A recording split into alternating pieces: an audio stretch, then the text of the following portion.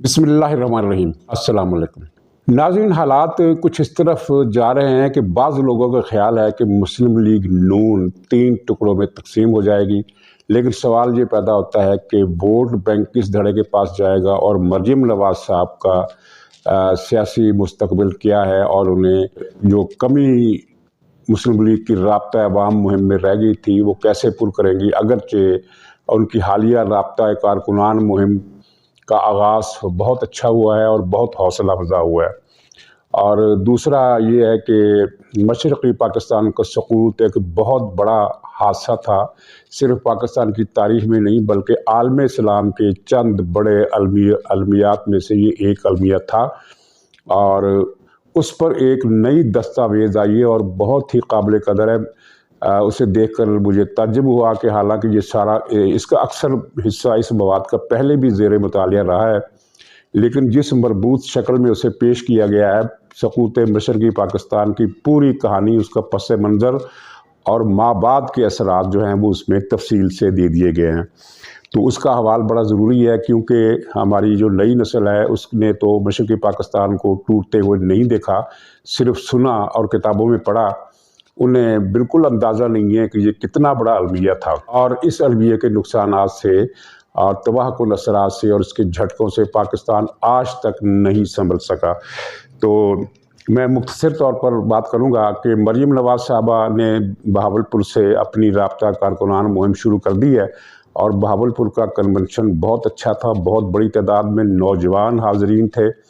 और ये प्रोपेगेंडा इस कॉन्फ्रेंस को देखकर गलत साबित हो गया कि नौजवानों की ज़्यादातर तादाद सिर्फ पीटीआई के साथ है। ऐसा नहीं है, मैं पहले भी कहता रहा हूँ।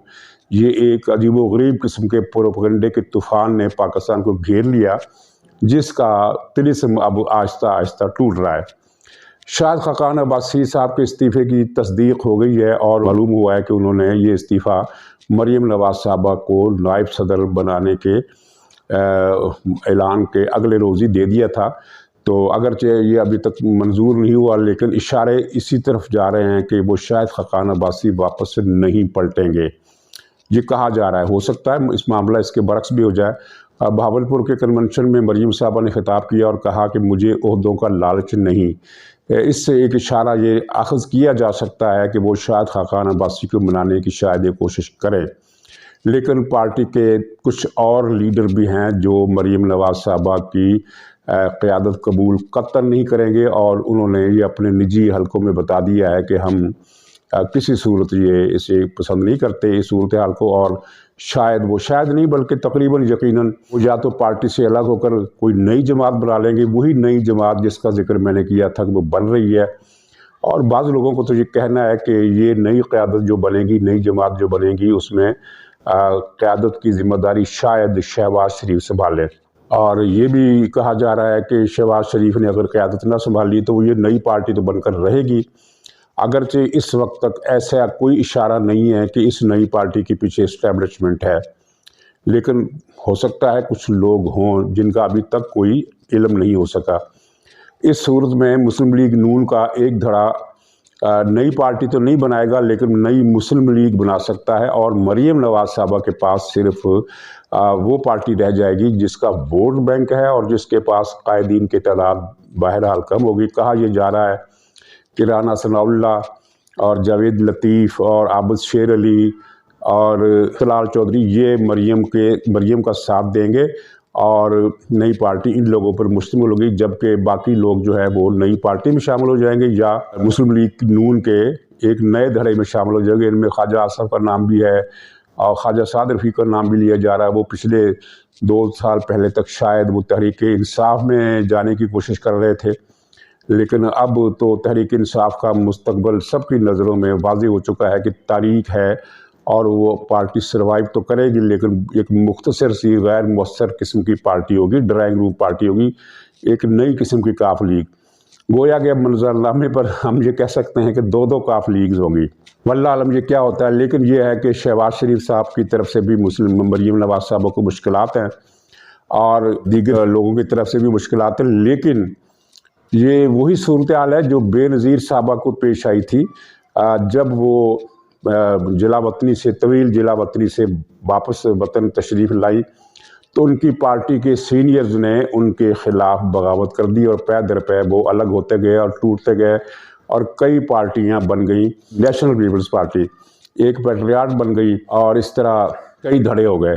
तो लेकिन वोट बैंक जो था वो उस धड़े की तरफ था जिसकी क़यादत बेनज़ीर साहबा कर रही थी। यहाँ से वो मरूसी सियासत का एक सवाल उठता है। तो मैंने अर्ज़ किया था कि बर्र-ए-आज़म एशिया में जहाँ जहाँ जमहूरियत है वहाँ गलबा मरूसी सियासत का ही है, इसलिए कि सियासी पार्टियाँ उस नहज पर तामीर नहीं हो सकी जमहूरी निज़ाम में जिस नहज पर उन्हें तामीर होना चाहिए। चुनांचे कांग्रेस में राजीव गांधी के कत्ल के बाद कांग्रेस की मकबूलियत जो थी वो नीचे आ गई, वो पार्टी भी कमज़ोर हो गई। अब चंद रियासतों में उसकी हुकूमत है, बाकी तमाम रियासतों पर या बीजेपी की हुकूमत है या दूसरी इलाकाई पार्टी होगी। यानी एक कांग्रेस कौमी सतह की मुत्तफ़क़ा जमात जब टूटी तो पूरा भारत जो है वो मजहबी असबियत पसंदों और इलाकाई कौमियत वाले धड़ों की जद में आ गया और अब वहाँ कांग्रेस निस्बतन एक गैर मुअस्सर पार्टी है, अगरचे उसके पोटेंशियल जो है वो अभी ख़त्म नहीं हुए और हो सकता है कि अगले इलेक्शन में उसके पास सीटों की तादाद बढ़ जाए। पाकिस्तान में पीपल्स पार्टी के पास अगर बेनज़ीर साहबा नहीं होती और बेनज़ीर साहबा के बाद बिलावल ना होते तो ये पार्टी भी कमज़ोर हो जाती। लेकिन पीपल्स पार्टी ने अपनी तंजीम पर तवज्जो दी है जो कि मुस्लिम लीग नून ने बिल्कुल नहीं दी। तो पीपल्स पार्टी कुछ ना कुछ सर्वाइव कर जाती अगर ये लोग ना होते तब भी। लेकिन ज़ाहिर है, अच्छा यहाँ मैं एक असूल की बात बता दूँ। असूल की बात ये है कि मरूसी सियासत है या नहीं है, वो ताल्लुक़ इस बात का है कि जो विरसे में आया है क्या उसके अंदर ऐसी सलाहियत और ऐसी ज़हानत और ऐसी कैपेसिटी है काम करने की कि वो एक लीडर बन सके। तो मेरे ख़्याल में उस लीडर में कोई हर्ज नहीं, अगर उससे मुल्क को कोई फ़ायदा पहुँच सकता हो तो उसमें कोई हर्ज नहीं। बादशाहत के बरक्स सियासी पार्टियों की जो विरासत है ये ज़बरदस्ती की नहीं होती। ये एक गलत फहमी जो पैदा की जा रही है कि ज़बरदस्ती, मसलन अगर कोई आदमी बेनज़ीर को भुट्टो का जानशीन तस्लीम नहीं करता तो पीपल्स पार्टी उसका क्या बिगाड़ लेगी? कुछ नहीं बिगाड़ सकती। इसका मतलब ये है कि जो लोग बेनज़ीर को लीडर मानते थे और जो लोग अब बिलावल भुट्टो को लीडर मानते हैं वो अपनी मर्ज़ी और अपनी पसंद और अपने ज़ाती सोच के दायरे को इख्तियार करते हुए इस्तेमाल करते हुए पसंद करते हैं। चुनांचे यहाँ मरूसी सियासत को एक लानत करार देने का जो तस्वुर है वो ख़त्म हो जाता है। इस्लामी कार्ड भी इसमें इस्तेमाल किया जा रहा है कि इस्लाम में विरासत का ताल्लुक़ नहीं है, बिल्कुल नहीं है, ठीक है। लेकिन इस्लाम में ये है कि वो अपनी मुशावरत से फ़ैसला करें। ये कुरान का हुक्म है कि बाहमी मुशावरत से फ़ैसला करें। अगर वो बाहमी मुशावरत से किसी एक खलीफा की जगह उसके बेटे को खलीफा बना दें तो ये बात तारीख़ में शिया और सुन्नी दोनों फ़िरक़ों ने तस्लीम की हुई है कि ये दुरुस्त है। मैं इशारा नहीं कर रहा, आपके जहन में बात आ गई होगी। और फिर ये है कि उलमाए इस्लाम का एक ग्रोह तो ये भी कहता रहा है, अभी तक वो मौजूद है पाकिस्तान में, और उसमें वो ग्रोह से मुराद कोई एक फ़िरका नहीं है, उनमें बरेलवी भी हैं, उनमें देवबंदी भी हैं, उनमें अहले हदीस भी हैं, जो ये कहते हैं कि हमें इससे गर्ज नहीं होना चाहिए कि कोई खलीफा है या बादशाह है, अगर वो इस्लाम के मुताबिक काम करता है तो उसकी बादशाह जायज़ है, उसको उलुल अमर मानना ही पड़ेगा, ये इनका कहना है। आप उलमा से इसकी तस्दीक कर सकते हैं। तो लेकिन यहाँ ये है कि शाहिद खाकान अब्बासी साहब ने ये इशू उठाया कि मरूसी सियासत नहीं चलनी चाहिए। अगरचे इससे कबल जब शहबाज शरीफ साहब ने हमज़ा शहबाज को पंजाब के वज़ीर आला नामज़द किया था तो शाहिद खाकान अब्बासी ने किसी किस्म की नाराज़गी का इजहार नहीं किया था। और शाहिद खाकान अब्बासी खुद भी खाकान अब्बासी शहीद के साहबजादे हैं जो ओजड़ी कैंप के साने में शहीद हुए थे। और फिर ख्वाजा साद रफ़ीक भी मरूसी सियासत के ख़िलाफ़ है, हालांकि वो दोनों भाई सियासत में हैं। तो ये एक अजीब व गरीब सी कुछ सूरत हाल है जो पूरी तरह समझ में नहीं आ रही कि महज विरासत का इशू नहीं है, इशू कुछ और है। और इस ज़िम्मन में कुछ लोग इस बात पर भी वो तबसरे कर रहे हैं कि मुशाहिद हुसैन भी पार्टी से नाराज़ है, वो पार्टी छोड़ जाएंगे। तो मैं इस पर हैरान हूँ कि शाहिद खाकान अब्बासी तो एक सियासी लीडर है और उनका सियासी क्रेडेंशियल्स भी है, और वो पाकिस्तान के वज़ीर आज़म भी रहे हैं और 1-1.5 साल का अरसा उन्होंने पाकिस्तान की वज़ारत आला संभाली और बहुत अच्छे तरीके से हुकूमत चलाई।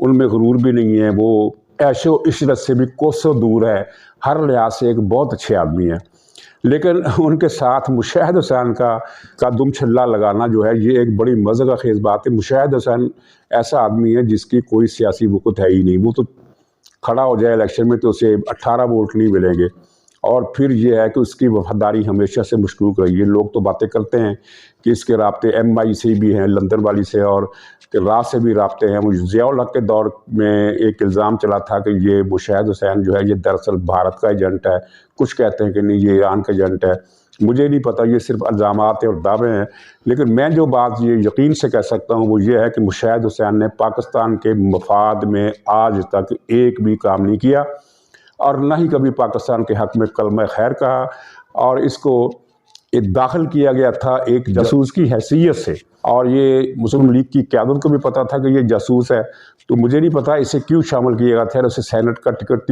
کیوں دیا گیا تھا، جبکہ یہ ڈبل ایجنٹ کا کردار ادا کرتا رہا ہے، اور شاید مسلم لیگ نے سوچا ہو کہ چلو یہ ان کا جاسوس ہے تو کچھ خبریں وہاں کی ہم تک بھی پہنچ جائیں گی، اس کے علاوہ کوئی افادیت نہیں ہے۔ اب تو خیر اس کی افادیت ویسے زیرو ہو گئی ہے۔ تو اس مشکوک بڈھے گھوڑے کو شاہد خاقان عباسی کے ساتھ منسلک کرنا یہ نہایت ہی بے معنی اور یعنی فضول قسم کی بات ہے۔ یہ مشاہد حسین جب نواز شریف کا وفادار بنتا تھا تب بھی یہ اندر سے نواز شریف صاحب کی جڑیں کھوکھلی کرنے والوں میں شامل تھا، اور بعد میں تو جو کھلا دشمن ہو گیا کہ یہ مسلم لیگ میں شامل ہوا، لیکن نواز شریف کی سزا کے خلاف اس نے کبھی کوئی بات نہیں کی۔ مسلم لیگ کے ساتھ جتنی ظلم اور زیادتی ہوئی اس کے خلاف کوئی بات نہیں۔ عمران خان نے ملک لوٹا، تباہ کیا، برباد کیا، اس کے خلاف اس نے کوئی بات نہیں کی۔ اب اچانک اس کو جمہوریت کا درد ذیل ہو گیا ہے، تو اس کو دفع کریں، اس پر 100 مرتبہ محاورے والی لعنت بھیجیں، وہ اصلی لعنت نہیں، وہ تو اسلام میں کسی پر بھی بھیجنا جائز نہیں ہے، تو وہ محاورے والی جو لعنت ہے نا وہ میں اس پر بھیجتا ہوں، آپ بھی بھیجیں۔ اور وہ محاورے والی لعنت کو یہ بھی کہا جاتا ہے کہ 4 حرف بھیجیں، اصل میں لعنت میں 4 حرف ہوتے ہیں، اور ایک محاورہ 3 حرف بھیجنا کے بھی ہے، تو اس میں یہ ہے کہ لعنت کا مادہ ہے لعن، لام عین نون، تو وہ مراد ہے، تو 4 حرف بھیجیں یا 3 حرف بھیجیں کوئی فرق نہیں پڑتا، یہ کسی تبصرے میں اس کا نام شامل ہو یہ اس قابل نہیں ہے۔ تو اب مسئلہ ہے مریم نواز صاحبہ کے آگے کا سفر، وہ حالات اگر مسلم لیگ کے کنٹرول ہو جاتے ہیں تو فبیہا، لیکن اگر کنٹرول نہیں ہوتے تو انہیں ذہنی طور پر تیار رہنا ہوگا کہ جس طرح بے نظیر صاحبہ شہید نے اپنی جگہ بنائی، اپنی پارٹی کی قیادت سنبھالنے میں کامیاب ہوئی، اور وہ ان لوگوں سے جان بھی چھڑا لی جو ان کی قیادت قبول کرنے کے لیے تیار نہیں تھے، اپنے ووٹ بینک کو بھی انہوں نے بچایا۔ اس میں کوئی شک نہیں کہ 77 کے بعد سے پیپلز پارٹی کے ووٹ بینک بتدریج حروبہ زوال رہا، لیکن ایک جگہ پر آ کر پھر وہ رک گیا، بے نظیر صاحبہ نے اس کو سنبھالے رکھا، اور پھر زرداری صاحب اور بلاول صاحب کی وجہ سے اس ووٹ بینک میں تھوڑا سا اضافہ ہوا ہے، اور مزید اضافہ ہونے کا امکان ہے، کیونکہ مسلم لیگ بظاہر ہمیں نظر آتا ہے کہ خلا پیدا کر رہی ہے۔ تو مریم صاحبہ کو ان چیزوں سے گھبرانا نہیں چاہیے، وہ اپنی پیغام کو، اپنے بیانیے کو زوردار الفاظ میں بیان کریں۔ کل بہاولپور کے جلسے میں انہوں نے کہا کہ وہ 5 کے ٹولے کی غداریوں کو ظاہر کریں گی، ان پر بات کریں گی۔ 5 کا ٹولہ کون ہے آپ کے علم میں؟ باجوہ ہے، ثاقب نثار ہے، کھوسہ ہے، فیض ہے، جو بھی ہے یہ اچھی بات ہے، ان کی سازشوں سے پردہ اٹھنا چاہیے۔ اور آخری فکرہ میں ان کے بارے میں یہ کہوں گا کہ وہ صرف ورکرز کنونشنز تک محدود نہ رہیں، بلکہ رابطہ عوام مہم چلائیں، جلسے کریں، کیونکہ عمران خان کی مقبولیت گرتی رہی ہے، لیکن اس نے ہر روز جلسے کر کے میڈیا پر قبضہ کیے رکھا، تو یہ نقطہ ان کے سامنے رہنا چاہیے۔ ناظرین، 1971 میں پاکستان ٹوٹ گیا تھا، مشرقی پاکستان بنگلہ دیش بن گیا تھا، یہ بہت لمبی کہانی ہے۔ اس کا عنوان اگر ہم 2 سطروں میں دیں تو وہ یہ ہے کہ الیکشن ہوئے، جرنیلوں نے کہا کہ ہم الیکشن کو نہیں مانتے، شیخ مجیب الرحمان نے اپنا حق مانگا تو فوجی آپریشن کر دیا گیا، لاکھوں افراد مارے گئے، اور اس کے بعد انڈیا نے ساتھ دیا بنگالی عوام کا، بنگالی عوام خود بندوق لے کر نکل آئے، اور اس جنگ میں پاکستان ہار گیا اور 2 ٹکڑے ہو گیا۔ یہ مختصر، اس سے زیادہ مختصر بات کیا ہو سکتی ہے، لیکن یہ کہانی بہت لمبی ہے۔ اس کا آغاز ایوب خان کے دور سے ہوتا ہے۔ 1958 میں اس نے کہا تھا کہ میں مشرقی پاکستان کو الگ کرنا چاہتا ہوں کیونکہ یہ گندے بنگالی پاکستان کی معیشت پر بوجھ ہے۔ اچھا، ستم ظریفی یہ ہے کہ بنگالی یہ سمجھتے تھے کہ ہماری معیشت پر مغربی پاکستان والے بوجھ ہے، اور تاریخ نے ان کی بات سچ ثابت کی کہ آزادی کے بعد بنگلہ دیش خوشحال ملک بن گیا، اس نے ترقی بھی کی، اس میں انسانی شعور بھی زیادہ آیا، وہ زیادہ تعلیم یافتہ ہے۔ عالمی برادری میں ہر جگہ ہمیں بنگالی نظر آتے ہیں۔ پاکستانیوں کی پہچان ہر جگہ ایک بھیک منگی اور کرمنل قسم کے لوگوں کی شناخت دشمن نے بنا دی ہے، لیکن اس کے کچھ ذمہ دار ہم بھی ہیں۔ تو خیر، پاکستان کے اتحاد کی دو ہی چیزیں تھیں۔ آئین تو ہمارے ہاں ملک میں موجود ہی نہیں رہا طویل عرصے۔ ایوب خان نے بھی آئین نہیں نافذ کیا، اس کی جگہ اپنا ایک ڈھانچہ بنایا جس کو 62 کا آئین وہ کہتا تھا، حالانکہ وہ آئین نہیں تھا، وہ پاکستان کو برباد کرنے کی ایک دستاویز تھی۔ تو آئین تو تھا ہی نہیں، تو پھر دو ہی چیزیں پاکستان کو متحد رکھ سکتی تھی، ایک مسلم قومیت، کیونکہ بر صغیر میں ہندو مسلم کلیش ایک تاریخی حقیقت ہے۔ اس تاریخی حقیقت نے بنگالیوں کو پنجابیوں، سندھیوں، پٹھانوں، بلوچوں کے ساتھ متحد کر دیا اور پاکستان بن گیا۔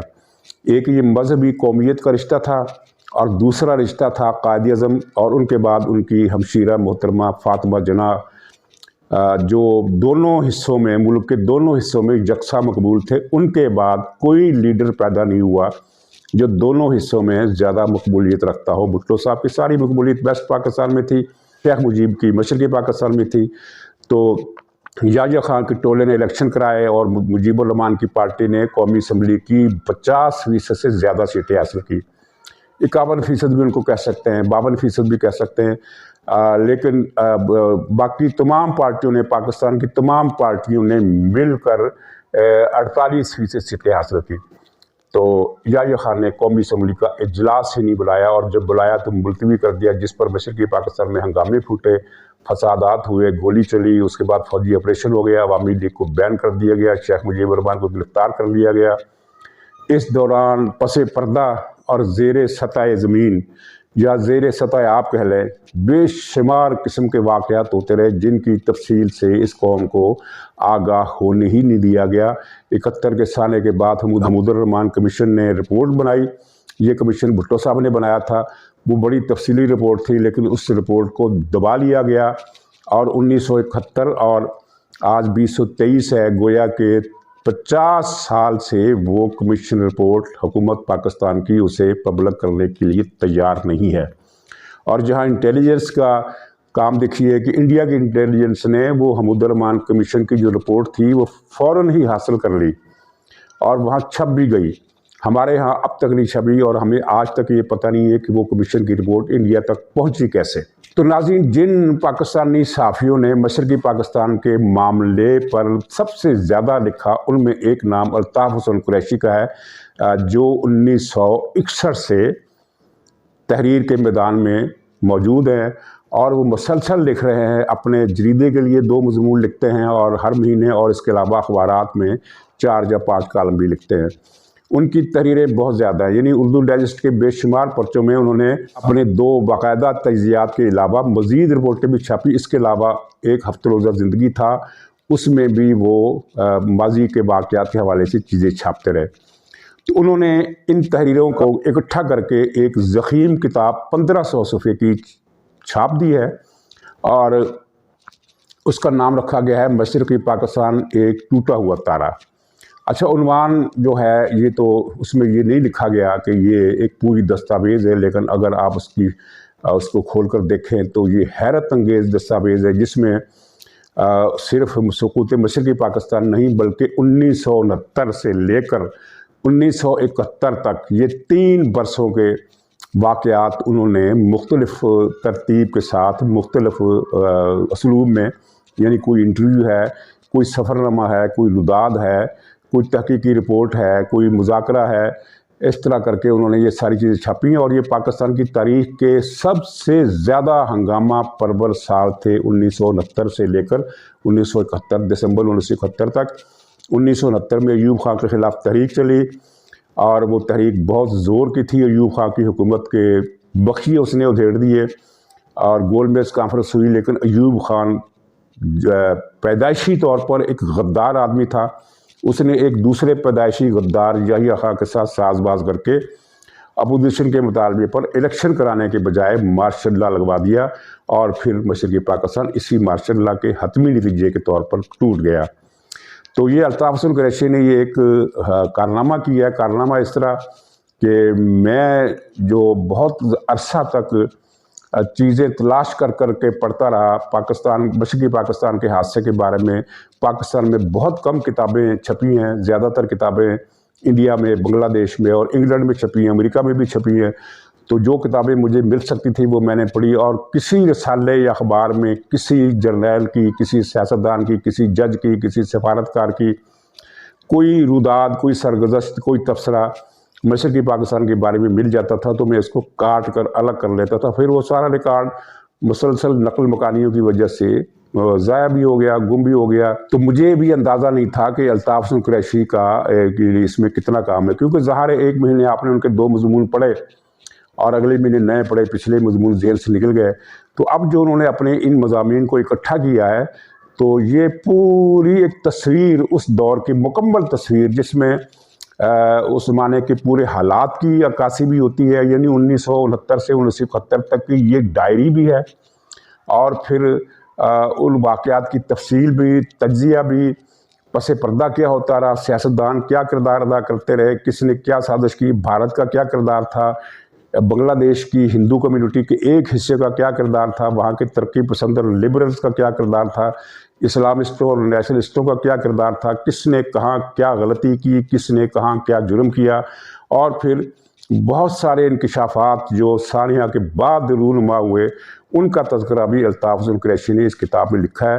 اور میں نے سرسری یہ کتاب دیکھی ہے، کچھ چیزیں پڑھی ہیں، لیکن میں اس کو تسلی سے الف سے لے کر یہ تک پڑھنے کا ارادہ رکھتا ہوں تاکہ یہ تاریخ کا ایک خونی باب جو اپنی المناکی میں 1947 کے واقعات سے بھی زیادہ سنگین ہے، کیونکہ 1947 میں دونوں طرف سے 10 لاکھ آدمی مارے گئے تھے. 5 لاکھ سکھ اور ہندو قتل ہوئے تھے، زیادہ تر سکھ تھے، اور 5 لاکھ ہی مسلمان قتل شہید ہوئے تھے، اور ان کو زیادہ تر سکھوں نے مارا. ہندوؤں کے ہاتھوں مارے جانے والوں کی تعداد بہت کم رہی، 10 لاکھ کیجولٹیز ہوئی تھی. تو جبکہ بنگلہ دیش کے معاملے میں کچھ 20 لاکھ کے قریب افراد مارے گئے، اور بہت بڑی تعداد میں لوگوں نے ہجرت کی، اور اس کے نتیجے میں پاکستان اور بنگلہ دیش کے درمیان جو مشترکہ مسلم قومیت کا رشتہ تھا وہ ختم ہو گیا. اور یعنی اس پر اب ہزاروں داستانیں اب لکھ ڈالے، لیکن یہ جو المیہ ہے جن کے جو اس کے ذمہ دار ہیں ان کے خلاف کارروائی نہیں ہوئی. المیہ یہ ہوا کہ بھٹو صاحب نے حکومت سنبھالی تو وہ ویسٹ پاکستان کے جو اس وقت بعد میں پورا پاکستان بن گیا نیا پاکستان کے نام سے، تو اس کے طاقتور ترین لیڈر تھے. اور میرا خیال ہے کہ پاکستان کی پوری ہسٹری میں کوئی سویلین اتنے طاقتور اختیارات کے ساتھ موجود نہیں تھا، لیکن انہوں نے بھی سقوط ڈھاکہ کے کرمنلز کے خلاف، ان ٹریٹرز کے خلاف، ان سازشیوں اور غداروں کے خلاف کارروائی نہیں کی. الٹا ان میں سے ایک جنگی مجرم کو پنجاب کا گورنر بنا دیا، جنرل نیازی کو پھانسی دینے کے بجائے اسے گھر پر نظر بند کر دیا. تو خیر یہ بھی حصہ ہے. تو اگر آپ یہ کتاب پڑھیں گے تو میرے خیال میں آپ کی اکثریت جو ہے وہ پریشان ہو جائے گی کہ یہ ساری باتیں نہیں ہیں. حالانکہ یہ ساری باتیں نہیں ہیں، یہ دبا دی گئی تھیں، یہ چھپ گئی تھی، چھپا دی گئی تھی، اس لیے کہ ہمارے اصحاب نہیں چاہتے تھے کہ سقوط ڈھاکہ سے یہ قوم کوئی سبق لے. تو ناظرین اجازت دیجیے، انشاءاللہ اگلے ولاگ میں پھر ملاقات ہوگی. تب تک کے لیے خدا حافظ.